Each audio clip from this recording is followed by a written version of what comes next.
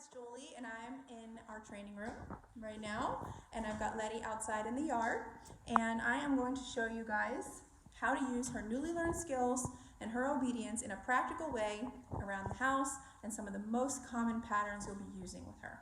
Right now I've got her out in the yard, and I'm going to show you how I'm going to get her from the yard inside without saying a word. So I'm going to open the door here. And then I'm not going to say anything. I'm just going to start tapping my tone button, which is the T on the side of the remote that's by itself. That means to her, get to your human, where I'm then going to point to a place bed and tell her to go on place. Good girl. Place. Nice work. No. Place. Good. All right, so let's backtrack. She's out in the yard. I tap the tone, she starts coming to me, I praise her, good girl, good girl, good girl. Tell her to go on place. As I back up, she breaks the place bed and gets off. Pressure turns on, it's at a 5. She gets back on place, I say good. Very nice. So we just recalled her in from the yard and put her in a stationary command on the place bed. The place bed is something that you're going to be using a lot inside the house. It can be used in all the in-between times when you're not doing something directly with Letty and you don't necessarily just want her wandering around causing trouble. And yes, it can be used even if there's other dogs out and playing. 3 dogs out and playing, and my expectation for Letty is still to remain on the place bed. I can throw toys that my dogs can play with. But if I want Letty to remain on the place bed, that expectation stays clear. If I want to release her, I can release her. But I just want to prove to you guys that just because there's other dogs out doesn't mean the rules don't apply to Letty. Now, if I want to release her, this is what I do. Letty, break. Good girl. And now she's free to play. But at any time, if it becomes too much, I can put her back on the place bed.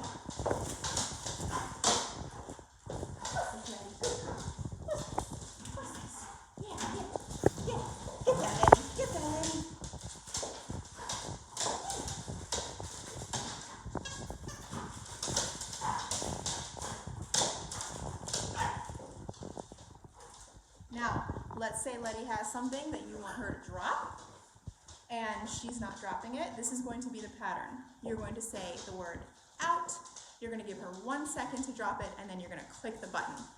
She should drop it. Stay consistent with that, and you're not going to have to push the button. You're going to say out, and she's just going to drop it. Sorry, Sparkle. What's this? What's this?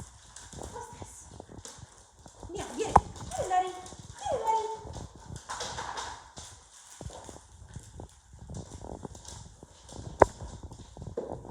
Out. Good. Place.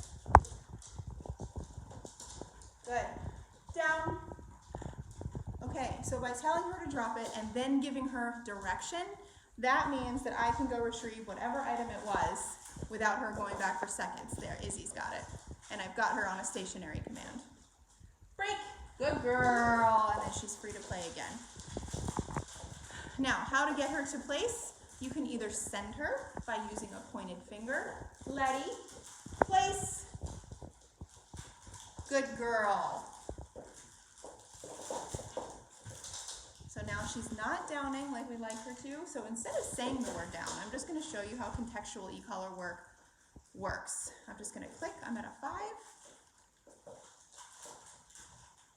Okay?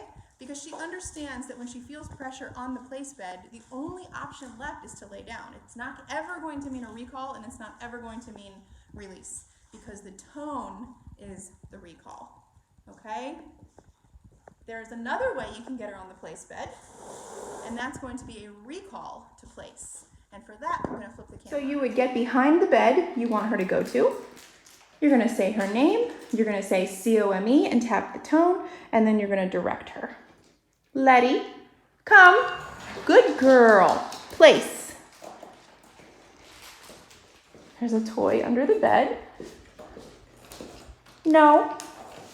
Good. So, again, at that level 5, as soon as that paw came off the bed, pressure was on, she gets back on and lays down. This is all stuff that you're going to be using every day with her.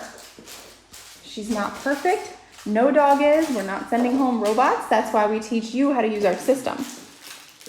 Good girl, Letty.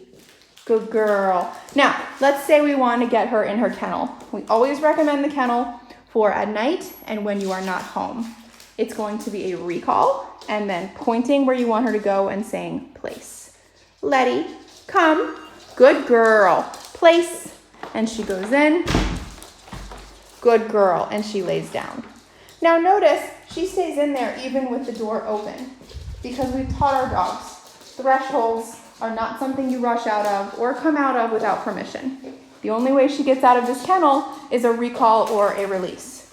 So when you guys approach her kennel in the morning, or really whenever you're coming to get her out, you're going to want to do so like this. So you're going to start opening the kennel. Her collar won't be on because we tell folks not to leave their collars on in the kennel unless you're struggling with barking. So if she tries to rush out, you would just close the door. And you would repeat that as many times as you needed to until you're able to open the door and you've got a dog who's looking at you saying, what next? At that point, you put your collar on, okay? And then you can either release her or recall her. Good girl. Good. She sees me reaching for the door handle and she's associating that with a stationary command, even though I didn't put her in one, because at every open door, we make our dogs wait. Quick. Good girl. Okay, so the pattern for getting your dog into a down position is going to be saying the word. You can use a hand signal if you like, and giving them a second to comply. If they don't lay down, you would just simply click at a mild number. Down. No click because she listened to me the first time I asked her. You will find that your dogs will start listening to you the first time you give a command if you are consistent for correcting when they don't listen. They're going to find that it's not worth it to gamble. However, if you start giving her commands, don't hold her accountable, and she starts getting away with not listening, then you're going to have a dog who's blowing you off all the time. They don't lie. They are nature. They are science.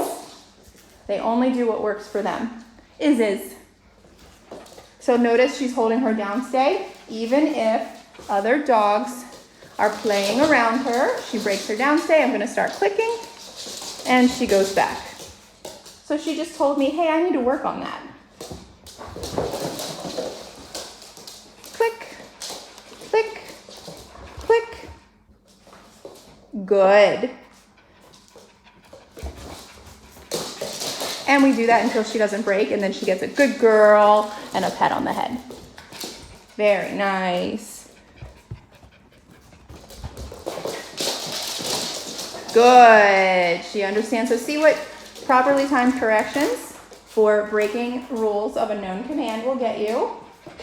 A dog who understands that she stays in that position until she's released. Break. Good girl.